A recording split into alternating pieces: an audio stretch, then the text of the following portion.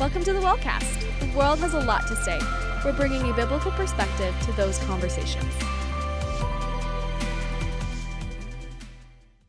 Hey, welcome to another episode of the WellCast. We have had a little bit of a break. Yeah. Yes, an accidental break. Sabbatical. Yes. But we are back in action in the studio. We're back. How are you doing, Melissa? I am doing well because during that accidental sabbatical, we wrapped up women's Bible study. We launched a billion life groups.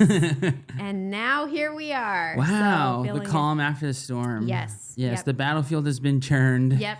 And now we just sit in peace. Yeah. Oh, yeah. For 1 week until, all the other until stuff the next thing up. happens at church. Yeah. Yeah. Well, awesome. We're glad to be back with you guys. We don't have a specific series right now. If you could call it anything, we would just be interviewing people about things that we're interested in. Yeah. It's our topics that we want to talk about here. Topics that we care about. Yeah. That's our theme song.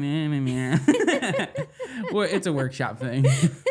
So today our esteemed guest and topic bringer is Jordan Niles. Let's go. Already laughing. It's so hard for me to hold it together right now. Jordan Niles is the kids ministry pastor at the Well, where we all are at as well. And Jordan, just tell us a little bit about what you do around here. Wait, is that your actual title? I don't Kids know. Ministry I kind of fumbled over at that. The Well? I feel like it's a lot of the right words. At the wellcommunitychurch.org. Yeah, the website says Kids Ministry Director. Oh, nice. Okay. I often refer to myself as the children's pastor. Yeah. Mm-hmm. I oversee all the kids ministry at the Well, so that's nursery through 5th grade over both campuses. We have a pretty big team, 13 people, a lot of volunteers, a lot nursery of kids. meaning like when kids are born. That is 0. right. Nice. I think 0 you've had some of minutes. those. Yep. We have both benefited from your ministry as people who have young children. We sure have. Nice. And you oversee both the campuses and Correct. all the things that go on in those worlds. And, you're the hiring pastor. You're the, he's been seasons of interviewing. I think I've seen you do 100,000 interviews, all like these that. things. But last year has just been interviewing people for a job. Well, what's awesome is, our church has been growing. And with that comes a lot of kids. Mm-hmm. And I've gotten to see you very faithfully help steward those ministries so that as they grow, they're still healthy and they're still substantive. So well done. Let's just start off why are you passionate about student or kids ministry? That's really hard for me. You're a student. Yeah. I'm a student guy.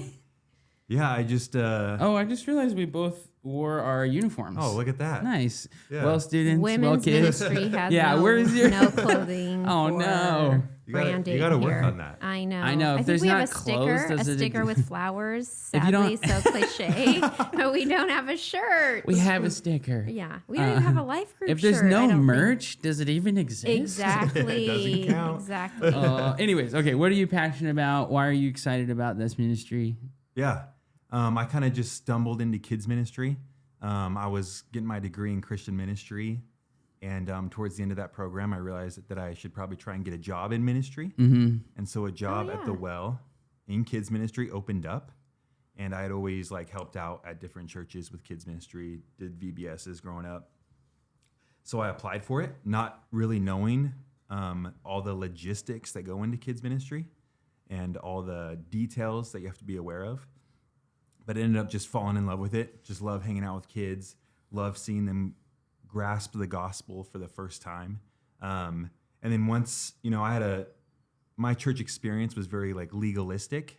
And so once I started having my own kids and my son who's just like me, I didn't want him to have the same experience that I had growing up in church.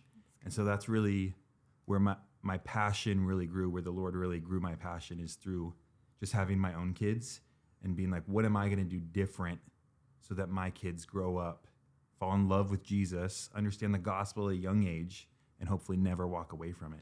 So I remember it was, real quick, tell us about your family makeup. You say you have kids. Yes, I do. I'm married to my wife, Danae. We're going to celebrate 10 years actually this summer. Hey. We're super excited. Any special plans? We're in the middle of figuring that out. Legoland, obviously. Legoland. Legoland. No kids, let's go. And we have 2 kids. We have my son Patrick, who just turned 8, and my daughter June, who is 6. 8 and 6. Great names. Yes. Great names. Love it. Okay, so I remember it was, you and I feel like kids, students, we're in partnership. We're always bouncing stuff off each other. I remember it was like a year and a half or so ago. You started reading some books. You started kind of putting your head up against some ideas that you'd been experiencing in your own home. And you were processing this idea of like family discipleship, right? Like, and that's turned into a bigger thing that we'll talk about. But yeah, I mean, walk us through like, what's your journey been with like, how did you start thinking about this idea of family discipleship and what does that mean? Yeah. I think it all started, I don't remember the exact year, but I was on church staff for probably just over a year. We had brought this guy in to do like a parenting conference. And I remember just him talking about, how God created family and kind of the role fathers have in that family when it comes to discipleship. And I remember for the first time really realizing my responsibility when it comes to the spiritual formation of my kids and just the weight of that. And it almost felt like, I tell this story a lot, like when I was taking my son home for the first time, I remember they the nurse walks us out of the hospital and they just leave us on the curb. And I remember looking around, you're really just going to let us, you're really just going to leave Now us? what? We're just going to go home? Yeah. I just got to keep this human alive. Yeah. I was like, I don't think we could do this. But I remember just when I realized the weight that I have as a father when it comes to the spiritual formation of my kids, that's how I felt leaving the hospital for the first time. What do I do? And then we as a church, we've really beat the drum of parents, you are the primary disciple makers of your home. Yeah, we're in partnership with you, yeah. But I started asking the question, but what does that mean?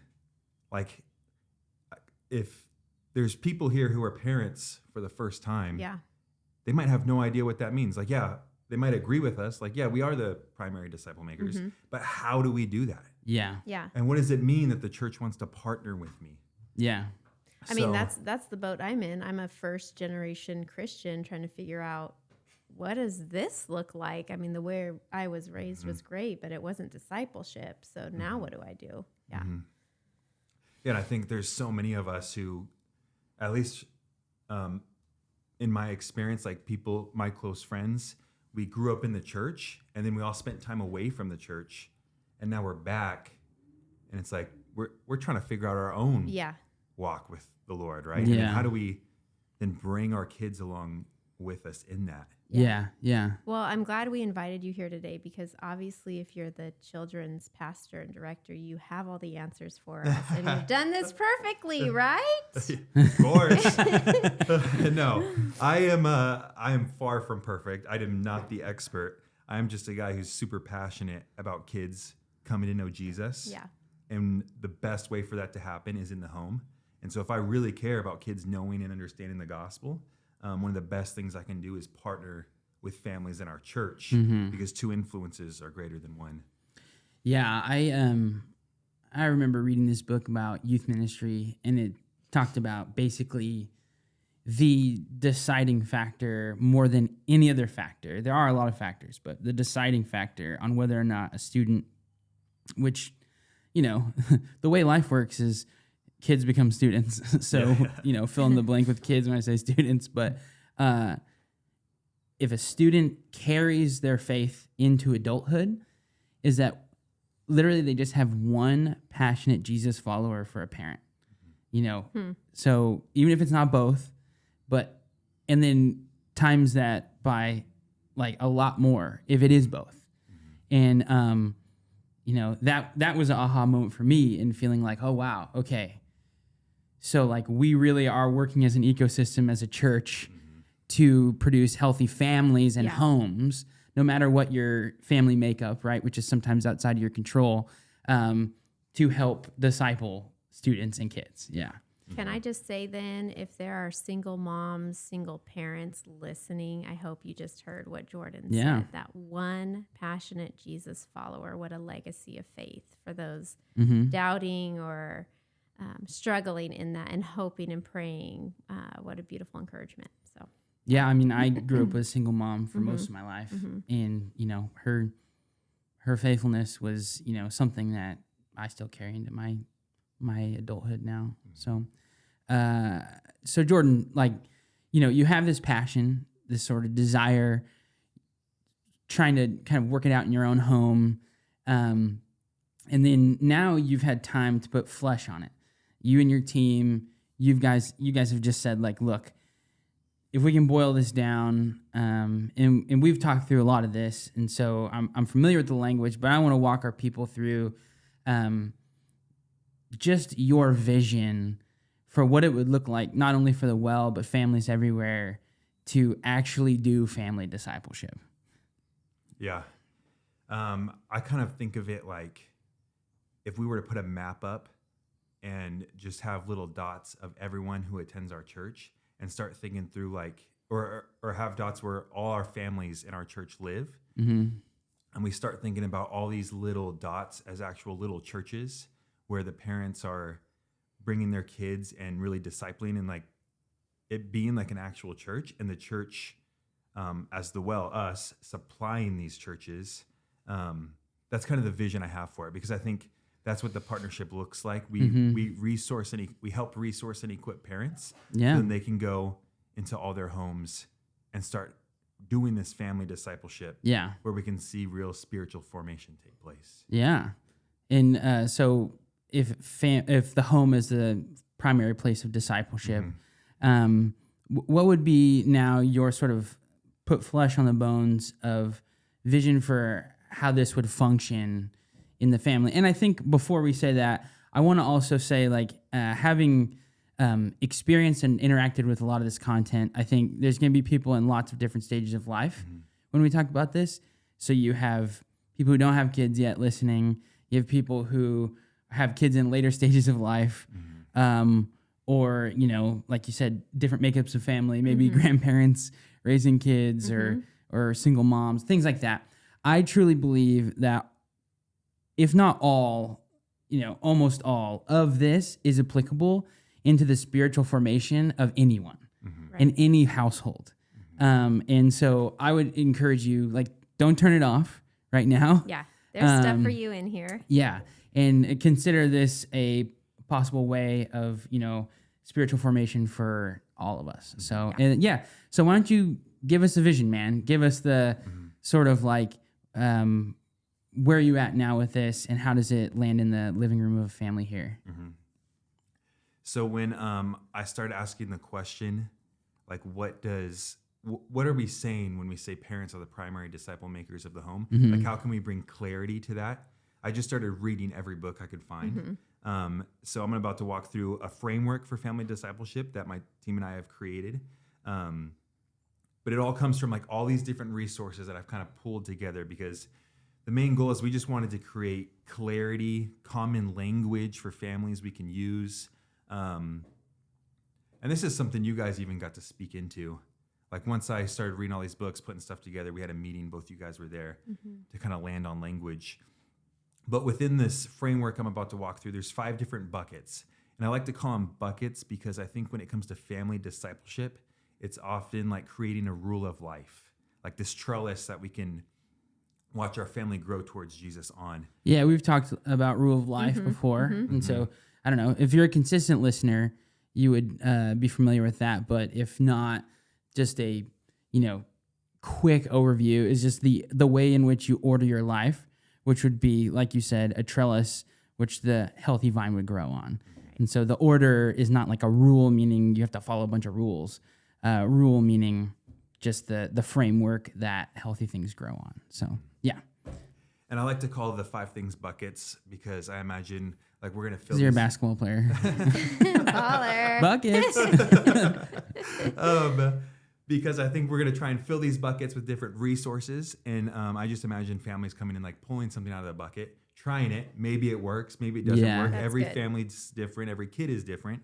Yeah, and I think one of the things That's that I feel like we're like almost touching the buckets every time, but I want people, like, I love this model because a lot of times I think you encounter people who are like, hey, let me give you the mechanics of parenting. The formula. Right? Yeah, here's the formula which will work for every kid in every household.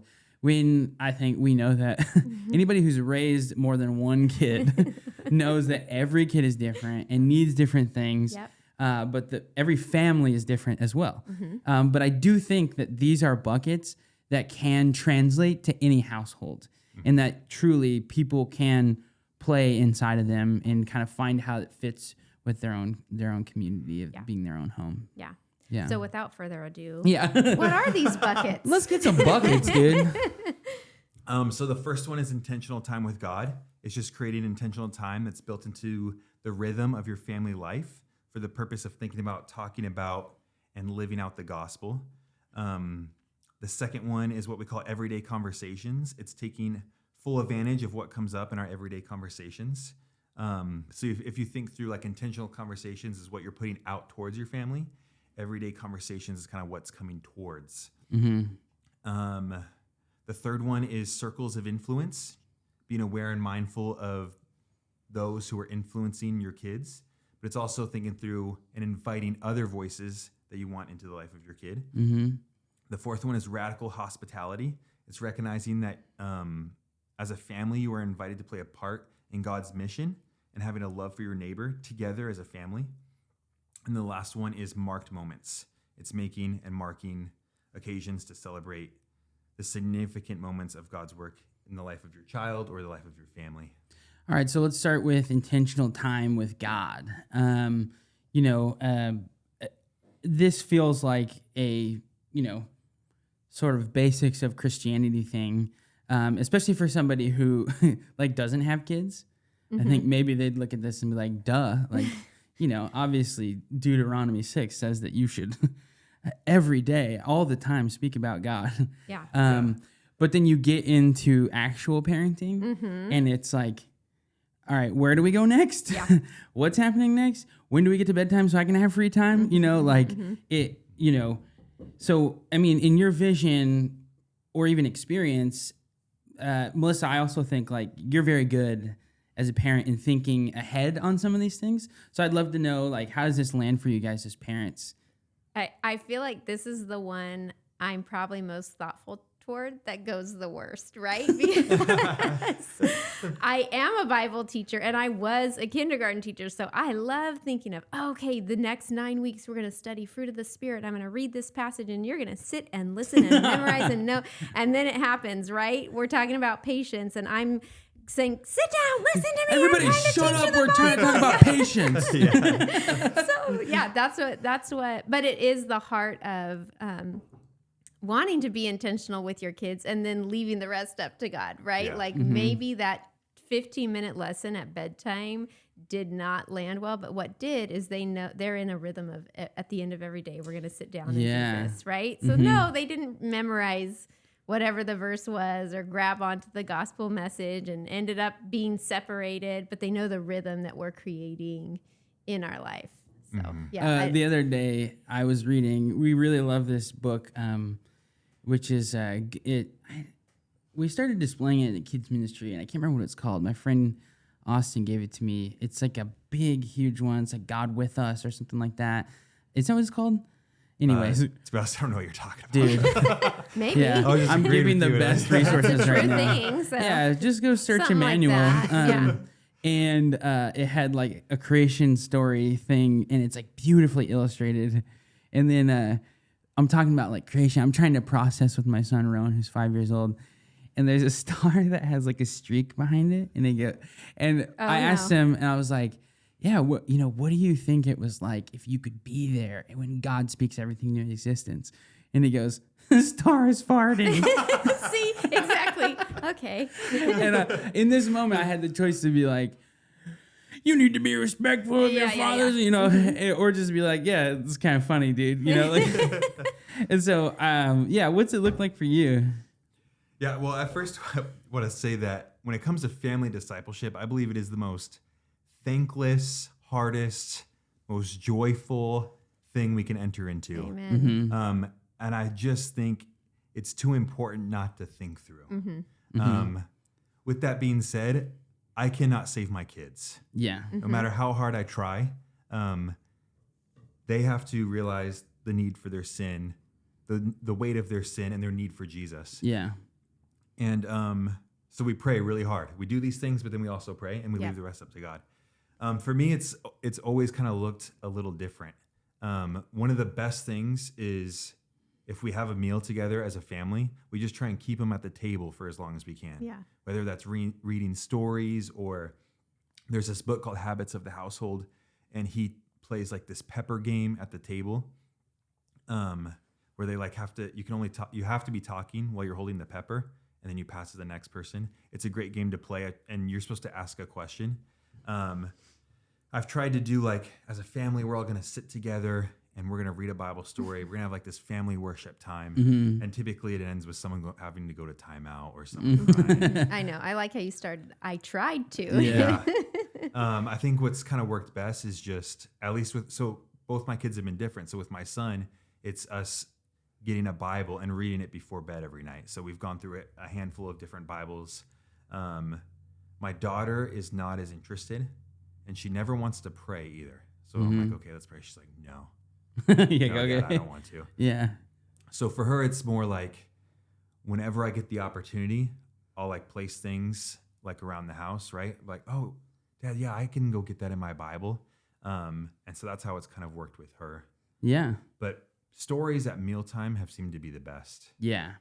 We've redeemed car time too, which is a little bit of everyday conversations, but every morning we drive to school, we pray together, and we have I go first, then Mateo, then Frankie, and we, so they even know like about at this house, Mom will stop praying, and then at this house, Frankie will start praying. So even the younger they are, which we're talking younger kids here, but the younger they are, you don't need 20-minute devotional time. It's a 2-minute prayer. It's a 1-minute story. It's a song you put on as you're driving to the grocery store. Yeah. There's a little podcast out, Tiny Theologians, and she goes through a letter, and it's like 9 minutes or 10 minutes that we'll just listen to the grocery store and back, and it's enough that they're intrigued and engaged and leads to questions. So little times that you can be intentional that don't have to look like, doing a worksheet and listening to your mom read a genealogy or something. Though we will do that, kids, we will do that. But there's so many good resources to use in the car as well. Yeah. Like podcasts. There's different songs you can listen to. New City Catechism. Yeah, New City kids' Catechism songs, is something I've done with my kids as well. We don't play it in the car, but you can. They have songs. Yeah. It's really good. Like even the idea of catechism with your kids is like something no one has ever told me. No. Yeah. But it's such a good resource. So if you were talking to a parent that has a kid in student ministries, how would you talk through this with them? So first of all, like any new rhythm with a teenager is not going to be easy. And so I would just encourage them to you have to expect it to be like working out a new muscle for you and for them. So for kids, it's kind of like, all right, most of the time they're going with the flow. Even if they don't like it, they can figure out something fun with a lot of things, or they'll just kind of tell you like, are we done now? Like, can we go do this thing? With teenagers, they might be actually mean to you. And I would just say it's okay to start new things. It's never too late to start new things. And if I was talking to an adult and they're like, I've never had a consistent quiet time, I wouldn't be like, well, sit down and read a whole book of the Bible. Right. I would be like, why don't you meditate on one truth from God today and do that from Scripture. Think about it, pray through it, and just do that every day this week. And that's how you build something. So start small. And I think even if you want to just have spiritual conversations, I think that's great. Start asking them questions about what they think about things, because now they're in the realm of being like, I want to form my own opinions. I want to and I probably want to separate myself from you in that. And so empower them to think for themselves. Don't be freaked out by their wild ideas or doubts or things like that. Ask them to process why they think those things. And then if they're not willing, just say, okay, not today. Yep. Like, let's try again next time. That's so good. I think too, as parents, so one of the things I do under this bucket is kind of whatever I'm studying, I might overflow that to the kids. So I'm working through Esther. I just bought Frankie a children's book on the story of Esther, right? So it's something that I may be using as a parent in my own devotional time, and then I'm looking for kid resources around that, which doesn't have to be a Bible study or anything like that, but just I'm pairing, and that's how I disciple people too. Yeah. Whatever I'm doing, do it with me, right? I talked to a parent recently who just was like, my kid loves like learning, which is helpful, but we've never done this stuff. Like, they're fairly new believers as parents. And I said, all right, sweet. Find a podcast, just send it to them, and then like ask them what they think about it. And then just start the conversation. And I hope that we probably should move to the next one, but I hope that people hear that like the most important thing is not necessarily the content. Right, what you do. It is the rhythm. Yep. Yes. And as you build rhythms, it will build. Like my family, we're to the point where if we don't do some sort of Sabbath exercise, my son will ask about it. I don't necessarily know it's because he loves it. I think it's because it's a rhythm in his life that he's come to expect. And being like, are we going to do our thank you gods? Or, are we going to do this thing?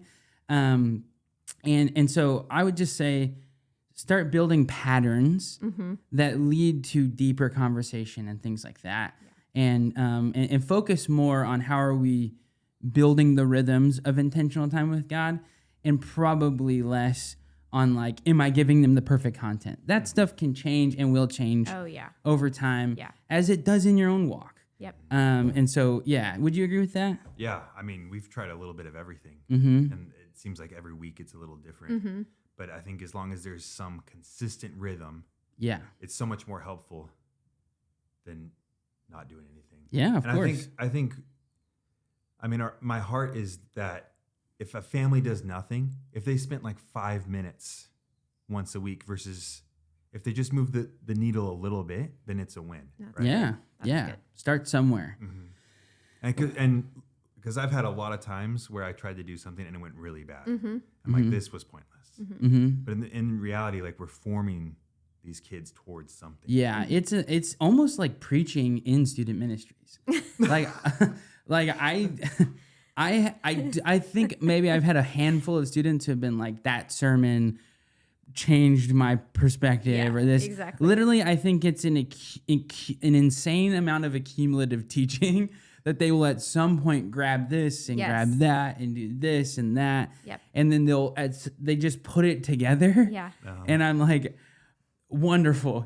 Obviously I intentionally craft every message with the hope that it will create you remembered my main point of this one. And it's throwing seed. Right? You're just throwing out the seed and going, okay, I hope something landed. Lord, help it grow. So. And I one last story. I remember because I had this rhythm with my son of reading with him before bed. We were going through this book. I don't even remember what the book was, but he was like so invested into it. It was about like Jesus dying on the cross for our sins, right? It was it was about the gospel. I just remember thinking like, oh my gosh, like he's really listening. I think he's understand. And I was like, do you want to pray right now?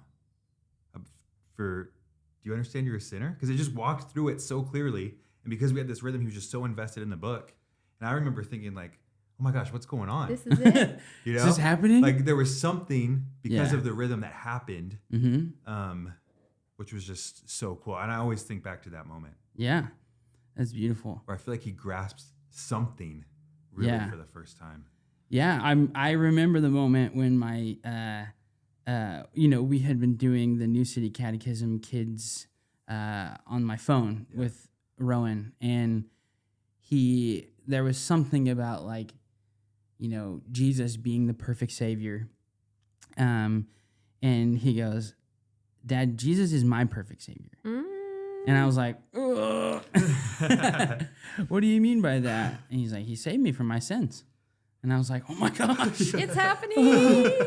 Yes, he did. No way. And he loves you. Yeah. He does love me. And then now, even in his speech, he'll be like, well, I'll be like, who loves you? And it can never change. He's like, oh, mommy, daddy, Jesus. You know, like, Yep. I didn't tell him to say, it's just because of this accumulative effort Yep. of being like, hey, we're going to surround you with time with God and truths of God that in some way, like a sponge, you'll absorb it like you did language, like you did all these other things that we don't like. I never taught my kid to speak really. They just heard it and it went into them and came out of them. Yeah. Yeah. Well, there's a little bit of a Venn diagram between this one and the next one, right? And I think maybe they're all chains in some way, maybe like a loop even, but everyday conversations. So I had a cool story about this yesterday. I was talking to a couple students and I said, hey, I'm really interested in this. They're awesome. And I'm like, you know, you meet these kids or these students or these people and you're like, how do I make one of you? You know, like, how do I get to you? And they're not perfect, but they're awesome. Yeah. And they love Jesus and they love to serve and love their church. And they were like, I just said, hey, what was some of the things, like, what would you say is the biggest thing that your parents did that helped you, like, have a healthy, big faith?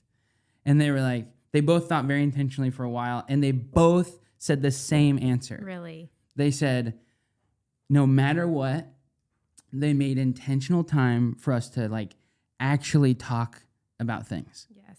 And to have conversations, like, and I said, where do those conversations happen? And they said, mostly in the car, one-on-one. And I was like, that's awesome. Yeah. I can do that. There's help Right? for me. Yeah. And they also said, like, that they didn't freak out when we asked crazy questions or days when we're like, I don't know if I believe in God or I'm upset by this or that. So, like, there was some specifics in that. But, yeah. So, I mean, everyday conversations. What does this mean? Yeah. Maybe I you're- shared the Go story for it. too early. You're the expert, but Yeah. I was thinking this one reminds me of the verse in 1 Peter 3, always be ready to give a defense for the hope that is in you, which we use a lot for apologetics. But this is those, on the fly, something happened that I can shepherd them through, or they just asked me a whopper of a question. I've got to think, how do I respond in a way that makes sense to a 4-year-old kind of thing, right? Yeah. And it's as you are going. It's that kind of discipleship. I haven't planned this moment. God's brought it to me. And now how do I have this conversation with you of the friend that just hurt your feelings at school? And we talk about forgiveness and grace, or you hurt the feelings of the friend at school. And we talk about gentleness and kindness. So yeah. Yeah, it's just opportunities that come up where you can point your kids back to the gospel. The easiest example I always use is when you see a rainbow, you can talk about God's promises, right? Noah's Ark. I also tell this story, like, my son one time was talking to me and he said a curse word. Oh. And I don't. Pastor Jordan, what? Yeah. I think he was actually trying to say a different word, and this is the word that came out. Oh. But I was like, oh my goodness. I freaked out on the inside. It's like, where did he hear that? So I was like, what did you say? And he said it again. And I was like, hey, that's actually what we call a curse word. We don't say those things. You know, we're Christians. We believe in the Bible. The Bible says, you know, what comes out of our mouth is important. And so we're not going to say words like that. But other people can say them if they don't believe the Bible. But we're not going to talk like that. And I think the Spirit really helped me through that one. Yeah. But that's the easiest example, right? It's also just becoming a pro at asking questions. You know, it's not a lot of times if I just ask my kids, you know, what did you learn at church today? Like, nothing. Yeah. But if I'm like, what was the story today at church? And they're like, oh, it was about Peter. Oh, what did Peter do in this story? Yeah. You know, so it's just making sure you have time available, right? It's creating time one-on-one in the car. Yeah. I was just talking to a dad this last week who felt like he was losing his relationship with his kids, and so he started taking them on a walk. So there's just a lot of opportunities to create space for conversations. Yeah. And then just using those conversations to point them back. So a couple keys here are, it sounds like presence. One, if you as a parent fill every gap with being on your phone or doing something for yourself when you're around your kids. it's going to be very hard to even see these opportunities as they come up. And then I'm speaking from experience, Okay. right? Because I am prone to check out when I'm tired. I'm prone to be like, let's get to bedtime as quick as possible.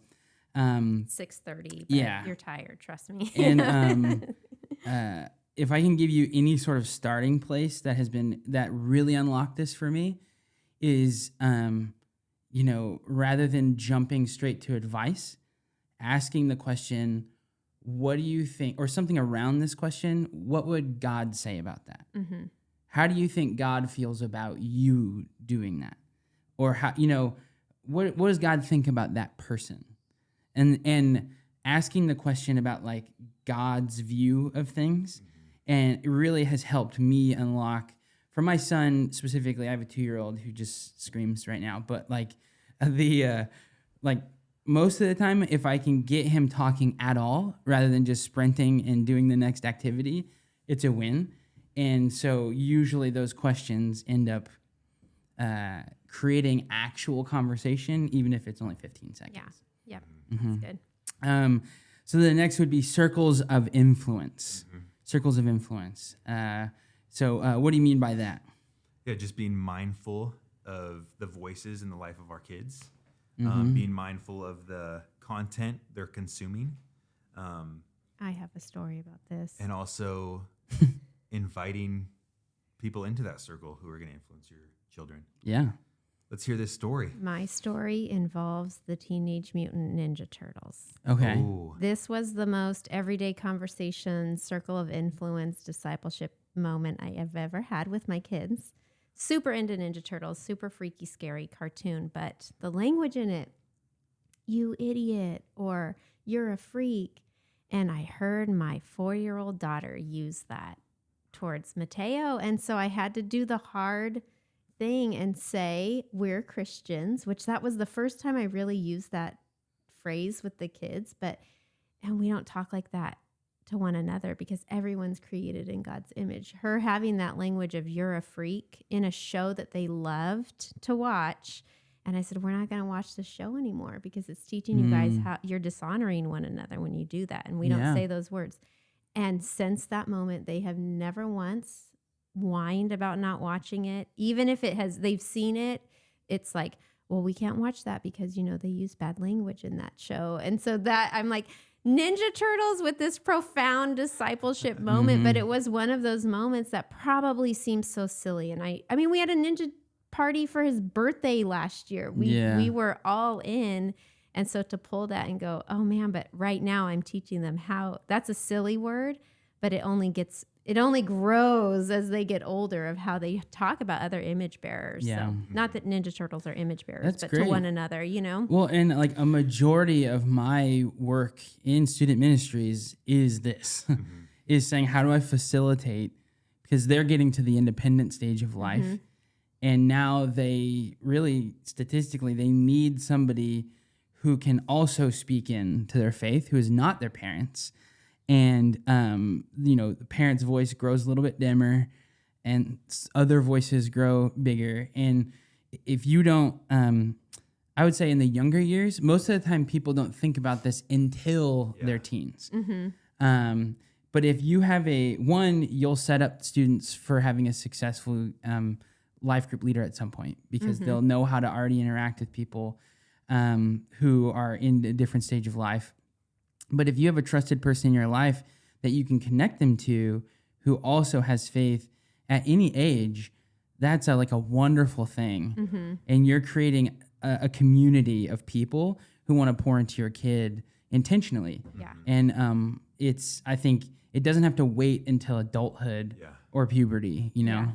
So how do you do this without becoming controlling or I'm taking your social media or you can't hang out with that friend or whatever it is? How do we do this well now into adulthood so that eventually the goal is, right, we begin to self-govern and go, ooh, I probably shouldn't spend that much time watching this thing. Well, this is one of those weird things that I would say starts with your friends. Mm-hmm. You have to ask yourself, who are my friends? Mm-hmm. Because my friends become their aunts and uncles. Yeah. And if I surround my inner circles with people. Like, obviously, I'm not saying every friend in your life needs to be Christian, but if your inner circle is not people who will show Jesus to your kids, and because my kids are going to go to their house, and they're going to have opportunities to parent my kids. Yep. Right, and that already happens. And so I would say start there. And anything else? Yeah, we are a very life group driven church, and so we, even in the kids ministry, try and get kids into small groups as young as like 2 years old. And I think one of the easiest things to do, there are so many people who serve in our church who care for your kids and who show up weekly, who are praying for your kids. And so you even have an opportunity, if you have younger kids, if you just show up to the same service as consistently as you can, your kid's going to get connected to an adult who loves Jesus and loves your child. Like, we have people who have been moving up with kids since they were 2 years old. They're now in like 5th grade. You know, there's a strong relationship, and the younger, I think you can build that relationship with another trusted adult. So like in 3rd grade, if they're having trouble with friends, they can go talk to this person at the church other than their parents and get more feedback. Yeah. That's one of the simplest ways if you have younger kids. And then also just think through, like, there's so many people there's so many just even young adults in our church who maybe don't have family in town. And so you could even just start, this kind of leads into the next one too, but yeah, let's go there. You can also start inviting them over into your home, and then your kid's going to get to interact with them as well. And I just think the more positive influence, like the more web of support you can have around your child. Yeah. Yeah. And I think that about carries over as they get older. I think about the church being our extended family. So I want our babysitters to feel like aunties, and then also they're at church and sometimes serving in the kids' room. It was a sweet moment of one little girl said for her birthday party she could invite 3 friends only, and they were friends from her church class. So I thought, yeah, it's happening. That's the little sweet, life group community is happening. So yeah, but the next bucket leading into that. Yeah, radical hospitality. I think we as Christians often forget that not only were we saved from something, but we were saved for something, and that's to join God in the kingdom work. And I think God has uniquely put families together for specific things. And so just recognizing that you as a family have a role to play in God's mission. Yeah. And hospitality is such a easy and such a powerful way to be a part of that. Yeah, I'm. If we're gonna skip a little bit of rocks through these last two, but if you really are like hospitality, what do you mean by that? We recorded an episode in the fall that I'd encourage you to go listen to on this topic as a whole episode. Yep. With Darina Gilmore Young, and we talked at length at this. But I think I do love that all these are sort of chain links in the sort of the life of a family that I would say is like almost connected as a circle that keeps sort of filtering and building. And I think it's good for the life of every believer. Yeah. To say, how do I like open myself up to others, give myself away?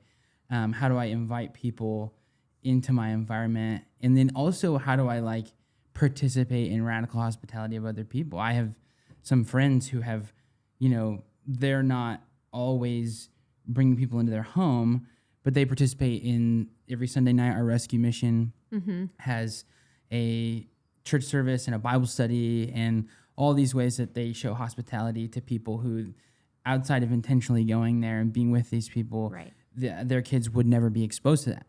And so, they have created with the large C church hospitality for the neighbor, the people who they wouldn't know. And that's discipleship. Like you just entering into an environment and practicing hospitality with other Christians is discipleship. Yeah. Yeah. And there's, in one of the books I read, there's statistics that show the more you as a family practice hospitality, that leads to greater spiritual formation within your home. And I think it's because you invite people in who are hurting, who are going through something. They see you guys talk about that at the dinner table or in the living room. Those people leave, and then your kids will start asking questions. Yeah. Like, well, what did they mean by that? Or why did you say, like, go to God's word for that, you know? So Mm-hmm. that's really why I put it in there, because the statistics like just blew me away. That's awesome. Yeah. Yeah. My wife is really good at this.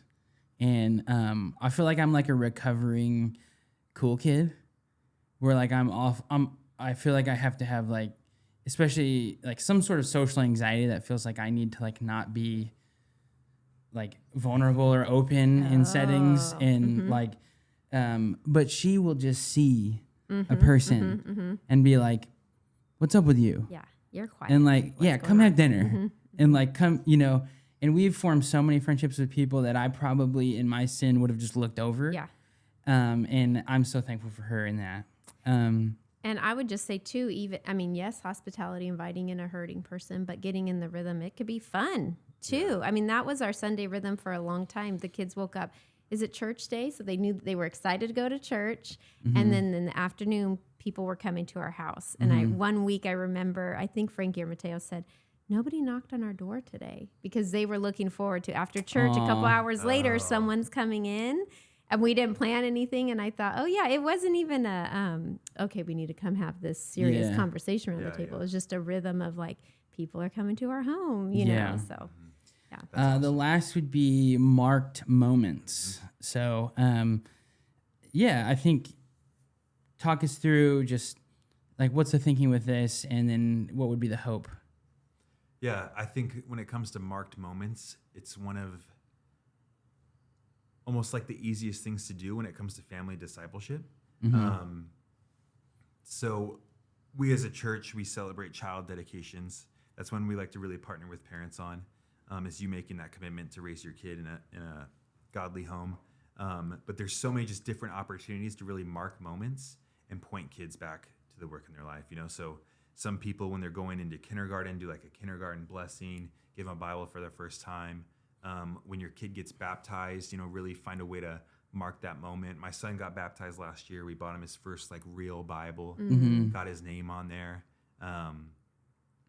When you have a kid that's turning 13, you know, the transition into manhood or womanhood, you can do something to mark that moment. But just the idea that families are pausing, reflecting, and celebrating the work that the Lord has done in their life. Yeah, that's sweet.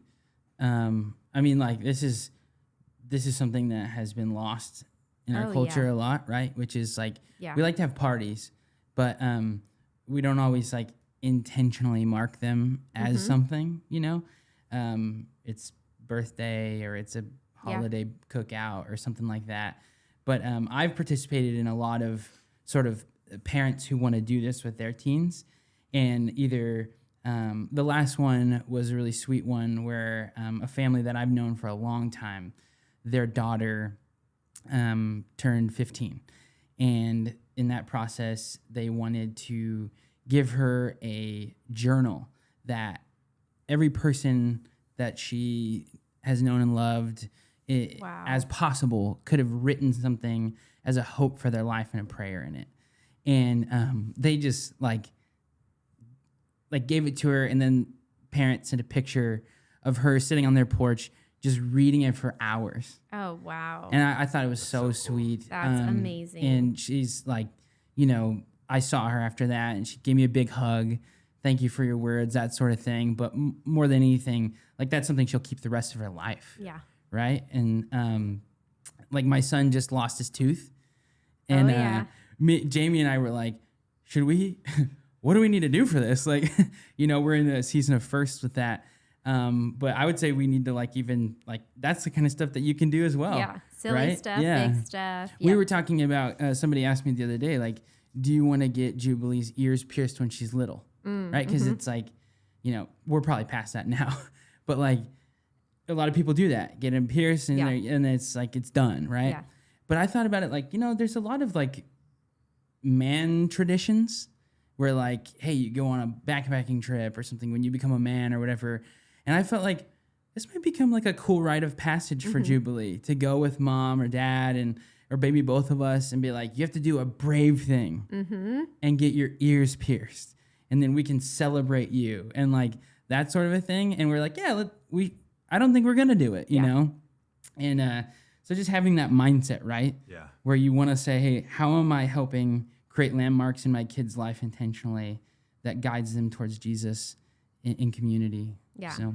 And you said easy. It was easy. But again, I didn't grow up with this kind of train of thought. And so this almost circles back up to that intentional time with God, is just intentionally thinking about, I did not think about that for kindergarten until I got your email, children's director in our church, that this is a big deal. He's walking across to the big kids building now. He's going into kindergarten now. I mean, it was like, I mean, I'm excited for that, but he'd been in preschool already 2 years, so just go, oh, wow, this is one of those moments that you can really celebrate. And, Mateo, he's wanted to be a man since he could. So like, you're growing into your manhood, Mateo. It's happening. So, well, any parting thoughts, anything that you want to leave people with that you feel like would be a good thing for them? Yeah, I mean, my heart is just to partner with you guys as parents. Yeah. And I think there's just so many resources out there. There's so many things out there. Like, even if you just search like kids Bible, you get like 100 different things. So yeah, anything I can do to continue to partner with you, I would love to do. And we're going to be working on creating more things, because I'm almost done hiring people. Yeah. For now. Just kidding. I told my team no one's allowed to. No, 1 year. I'll find you. So we're going to try and start creating more content towards this stuff. Yeah. Over the summer, we're going to do a summer equipping class. Yes. That's great. On a book called Habits of the Household, and how to even just create habits within this framework. Big plug. Big plug. Oh, you could plug the other big thing happening in summer. Summer Palooza. Oh, there we go. You I can remember that thing. Yeah. with If you your are in kids. Fresno, You know and about listening, this. go to Summer Palooza, serve in Summer Palooza. I'll leave you guys with this. I was reading through Daniel recently, and I think just like so impressed with the life of Daniel, and then thinking through, okay, he's actually probably a teenager. And what creates a person like this, right? It's rhythms, it's habits, it's time with God consistently, it's big faith that grows over time. And then it was impressed on me that, like, how did Daniel have the courage to say, I'm not going to eat the food offered to idols at the king's table? Well, it says that he was resolved beforehand. And that's like most of the Christian life, which is you create preparation rhythms, which then help you resolve to honor the Lord with your life. And it's the same with your family. If you do not resolve ahead of time that you will be a discipler in your home, you won't do it because it's too crazy. Life is too crazy. Right. And so let me encourage you, resolve ahead of time, make plans ahead of time, and then expect that all those plans are going to have to change. Yeah. But if you resolve, you will do something and start there. Yep. That's good. Feel encouraged, be encouraged, feel inspired to do so. And wherever you're at, start something. Yep. And let's do this in partnership with, and if you're not at the Well, I mean, partner with your pastors there, wherever you're at. And we want to hope that we'd be a resource to the church. Yeah. So with all that being said, Thanks, Jordan. thank you Thanks for for being here, having me. man. Yeah. Appreciate you. You put so much thought into this. Yes. We And love I it. can't wait to read your book on it Yeah. in the Yeah. next 5 years. So thank you for joining us. Thank you for listening. Yep. If you can like and subscribe, share with your friends if this is helpful for you. We'd love for that too. It helps us reach more people. That's so right. we'll talk to you next time. Hey. Thank you for listening to this episode of the WellCast. As always, don't forget to subscribe and tell your friends about us. For more information about the Well Community Church, visit thewellcommunity.org.